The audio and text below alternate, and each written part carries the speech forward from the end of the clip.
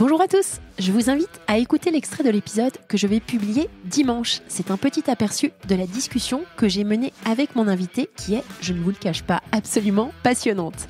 Bonne écoute et à dimanche pour entendre l'intégralité de l'épisode.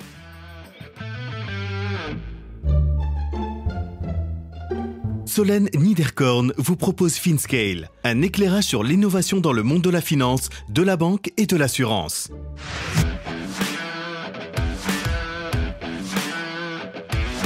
Automatiser et rationaliser les paiements. Édouard Mandon, CEO et cofondateur de Numéral.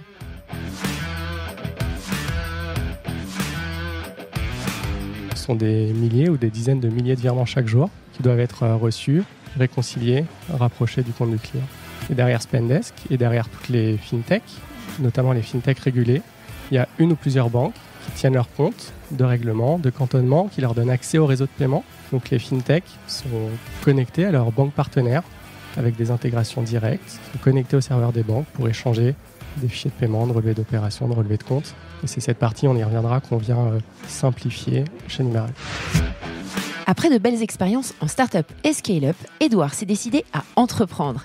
Cofondé avec Logic Founders, Numéral permet aux entreprises d'envoyer, de recevoir et de rapprocher les paiements via leur banque avec une API et un dashboard unique. C'est une discussion technique, mais totalement accessible et passionnante. Comme j'aime bien comprendre tout en détail, j'ai demandé à Édouard de nous décrire les use cases Spendesk et Swile pour comprendre ce qui a été déployé, mais aussi pour percevoir leur proposition de valeur et leur unique selling proposition.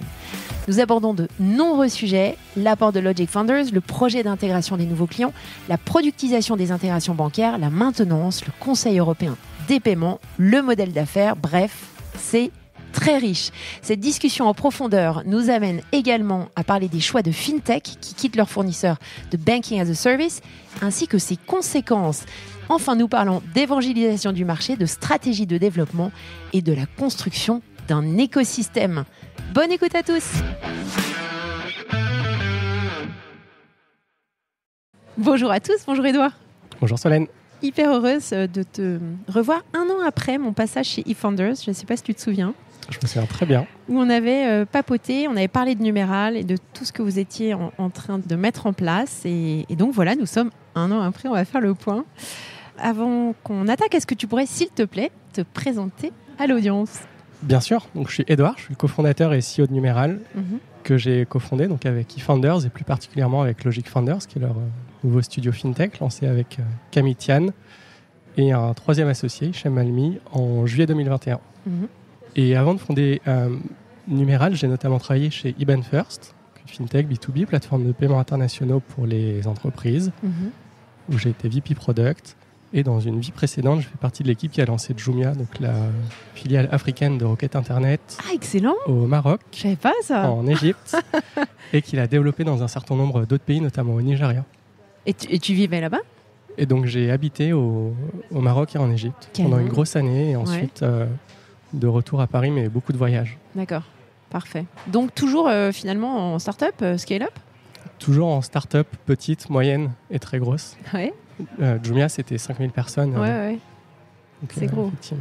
Donc, tu as été mordu par l'entrepreneuriat finalement dès le départ. Exactement.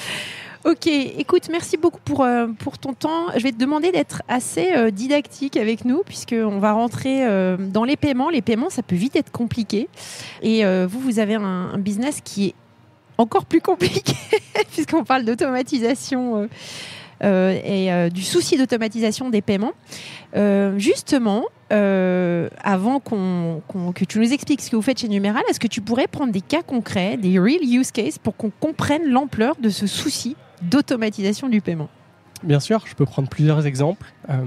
Le premier, je peux prendre une solution de gestion de dépenses d'entreprise comme Spendesk. Spendesk a des clients pour lesquels ils ouvrent des comptes, pour lesquels ils émettent des cartes qui vont leur permettre de payer des abonnements SaaS, des déplacements, des dépenses diverses et variées. Et la première étape de l'usage de Spendesk, c'est de créditer son compte. Spendesk pour pouvoir ensuite créditer ses cartes et faire des paiements par carte. Et donc Spendesk reçoit... Son compte chez qui? Chez quoi? Chez Spendesk. Oui, mais le compte bancaire de Spendesk, c'est ça? Le compte de paiement ouvert par Spendesk au nom du client est tenu dans les livres de Spendesk. D'accord. Et donc ce crédit de compte, c'est un virement. Et à l'échelle de tous les clients, ce sont des milliers ou des dizaines de milliers de virements chaque jour qui doivent être reçus, réconciliés, rapprochés du compte du client. Et derrière Spendesk et derrière toutes les fintechs, notamment les fintechs régulées, il y a une ou plusieurs banques qui tiennent leur compte de règlement, de cantonnement, qui leur donnent accès au réseau de paiement.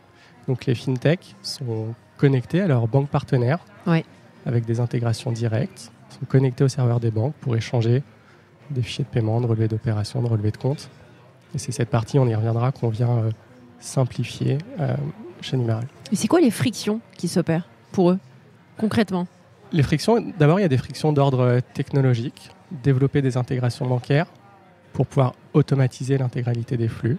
Donc, ça implique de se connecter à un serveur, de gérer des fichiers de paiement, de relevés d'opérations, de relevés de comptes. C'est très loin de ce à quoi on peut s'attendre en 2022 d'un point de vue intégration, d'un point de vue technologie. C'est très rarement des API, par exemple. Donc, c'est des technos qui sont plus complexes à utiliser. Et ensuite, il y a toujours cette couche que tu ne peux pas tout à fait automatiser parce que c'est des exceptions, parce que c'est des cas qui n'arrivent pas suffisamment souvent pour que tu fasses l'investissement produit et technologie nécessaire. Et donc, il y a des opérateurs qui vont gérer à la main des exceptions. Chez Spendesk, Swile et compagnie. Swile et toutes les grosses fintechs. Ce qui n'est pas un problème quand tu es petit, quand tu fais des dizaines ou des centaines de milliers de paiements par an. Mais à l'échelle, quand tu passes le million de paiements par an et que tu atteins, pour certains, des dizaines de millions de paiements par an, ça casse. D'accord. Et quand tu dis que tout se fait à la main, on imagine quand même qu'il y a un petit peu d'automatisation, mais développé en interne par ces boîtes pour essayer de se simplifier la tâche. Il y a beaucoup de risques d'erreur aussi, j'imagine. Bien pour sûr. Eux. Bien sûr, qui dit manuel dit risque d'erreur, risque de fraude et inefficience opérationnelle. Vous venez d'entendre un extrait de l'épisode que je vais publier dans quelques jours. Alors ne restez pas trop loin de votre plateforme de podcast pour pouvoir profiter de tout l'enregistrement.